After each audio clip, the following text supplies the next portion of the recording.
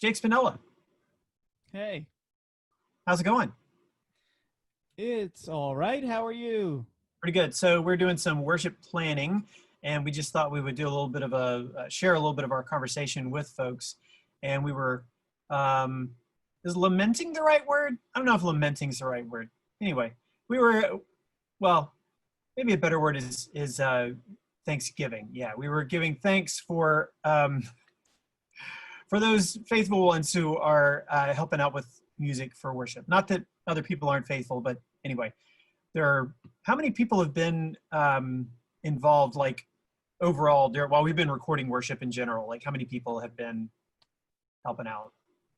When we started, we had a much longer list of names of folks contributing, but since the last few weeks, we're down to about three.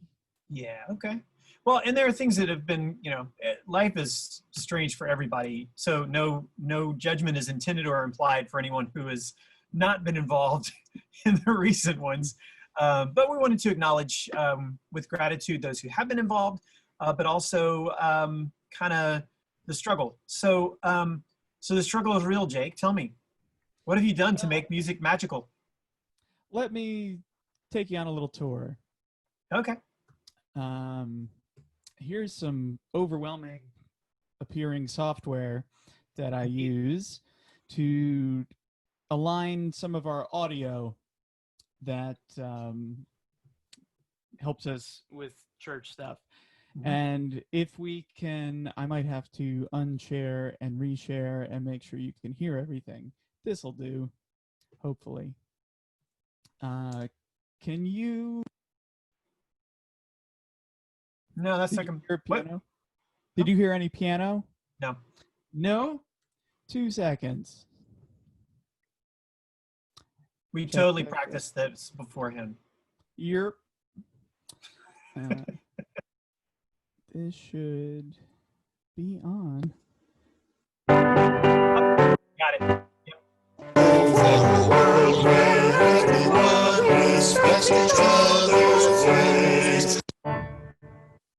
Cool.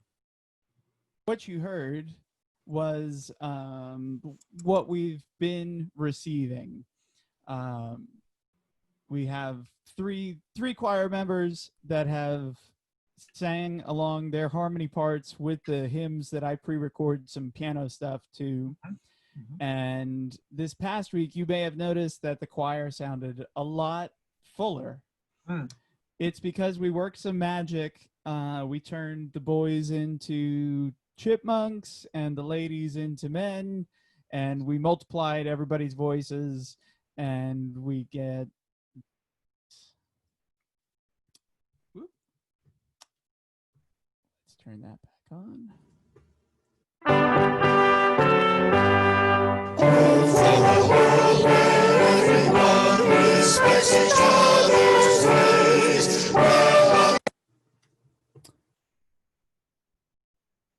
So And you one added a versus the trumpet other too. should. Oh, and yeah, I recorded some trumpet playing on that also. So one versus the other should sound much more fuller and exciting, and the other just okay. And we love the one that's just okay, but we really like the second option. And Right. our 3-4 folks that are contributing, we work some magic for them. But it would be awesome if we had more people involved. Um, I could continue to work magic on that and multiply all those people that contribute and And see you would what be we like the can come Mormon up with. Tabernacle Choir. Yeah, it could potentially be just like that. Right. So what is it that you do how is it that you get the information to them, and how do they get it back to you? I send out a image of the hymn from the hymnal, a piano track with myself singing the melody, and I tell each member to put me in their ears with some headphones and have a separate microphone so you don't record both me singing and you singing. and then you capture yourself on some sort of microphone. It could be a smartphone, it could be your headphones, maybe you have a fancy setup like I do and you have a professional mic. But the key is to have isolation. Yeah. What? I was just mocking you. No one has a professional setup like you do. Oh, well, I mean, they could, yeah. and if they do, then they need to be sending some stuff in. They should be. But yeah, so you just need to sing along with me. But Okay. your microphone needs to not pick what I've already recorded up. And the best way to do that, I have found, is with headphones on. Okay. So, yeah. Then it saves it as a file, and you can email me the file, and then I drop it in. Try and clean it up a little bit, like, you know, if you have a kid screaming in the background, or a little pet Dog goes bark, by and is barking, we gotta try and eliminate as much of that as possible. And that's how the choir music has been working for the last 14 weeks. Yeah, it's been pretty amazing, and we really appreciate all your hard work and all the hard work of the singers and musicians who've helped you. We've even had Amy Williams, who's not even a member of the church, but she's done a lot of flute playing for us, and a few other the Scarretts and Wendy. They've all done some playing some instruments for you. So that might be another thing if there are other members, and Megan and her family. So you know, if there's anybody else out there that just plays an instrument that might be able to play along. Chuck is always willing to play his sousaphone. Yes. We don't always need a sousaphone is the issue, but well, that's kind of the fun with the pre-recorded stuff, is that we can really have some fun with what the music is going to be. So in real life, I don't think that I could play the piano, play the trumpet, the accordion, and sing all at the same time. But with technology as my friend, I could do that. So if there's something else that others can do, like play multiple instruments or sing and play, Amy Williams was a great example. She sang a few times and played flute and sent me everything. Yeah. So cool. Well, again, thanks to all who have helped in the past, and hopefully this has inspired somebody else to say, wow, I can do that. Because I mean, one thing that I've come to learn is that recording stuff takes a lot longer than you think. But when it's just one song, hopefully it doesn't take that long to do one song. Recording the whole thing is a lot longer.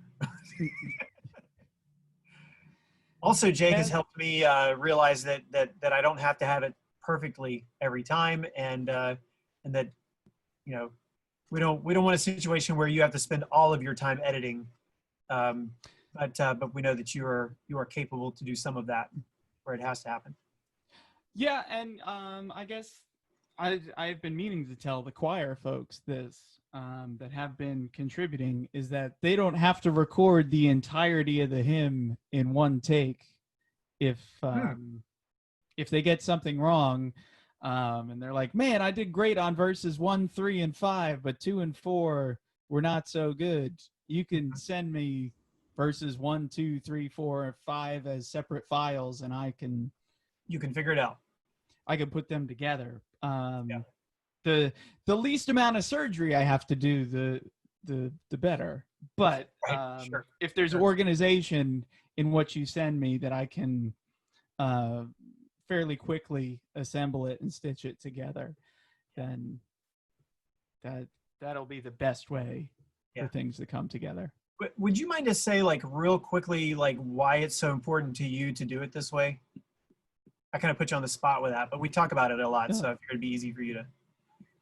Oh, well, as far as the pre-recorded music goes versus some form of live performance, is really just for the safety of everybody. I had to see firsthand the effects of COVID on my parents, and it was rather traumatizing. Yeah, and they live Um, in New Jersey. they do live in New Jersey. They took extreme precautions. They wore their masks and washed their hands, and they still got it. And they're relatively young and have no pre-existing conditions. And for a month, I did not know for every single day when I talked to them if it was going to be the last time that I got to talk to them. Yeah.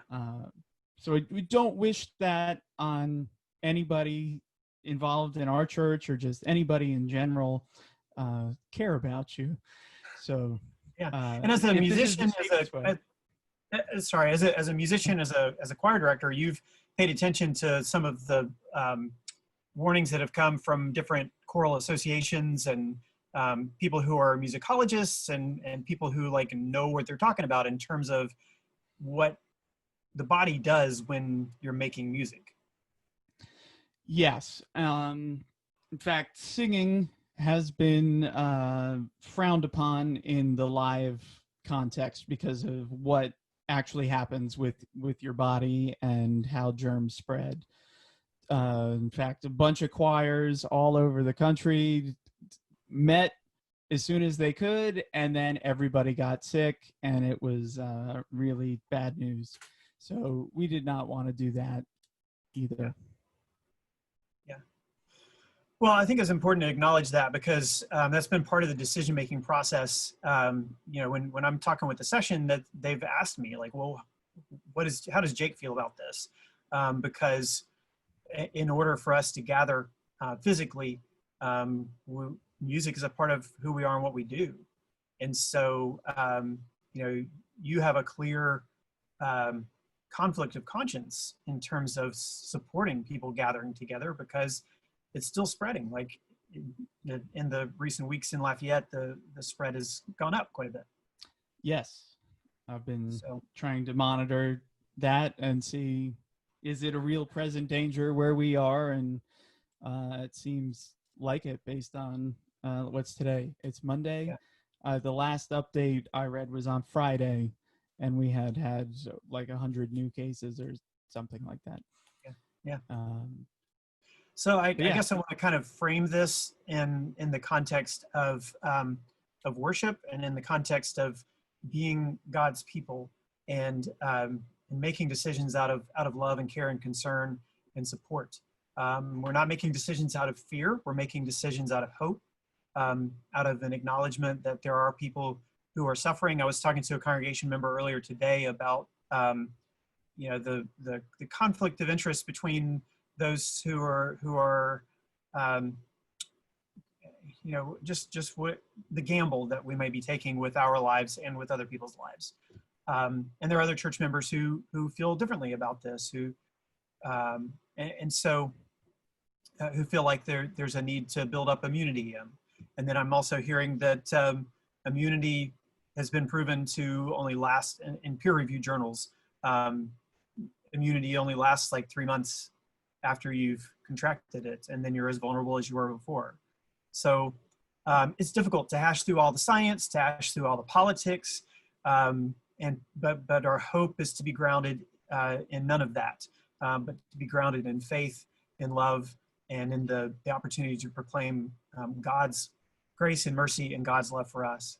So sorry, I kind of turned into a sermon mode there, but you know, it's what I do. So anyway, final words, Jake. Come to choir.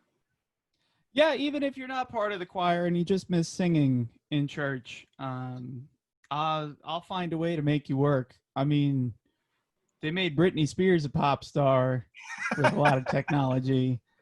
I could take anything and fix it. We'll make you sound great. Okay. There's some of us who may want to challenge you on that. So we'll continue to.